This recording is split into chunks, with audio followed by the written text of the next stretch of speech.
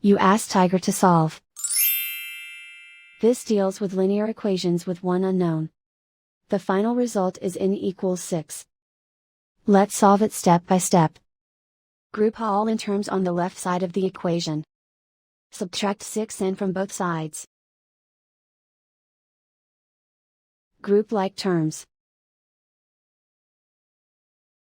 Simplify the arithmetic. Group like terms. Simplify the arithmetic. Group all constants on the right side of the equation. Add 1 to both sides. Simplify the arithmetic.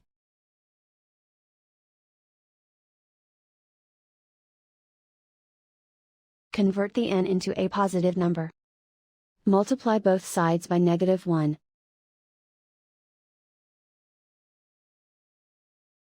Remove the ones. Simplify the arithmetic. And so the final result is n equals 6.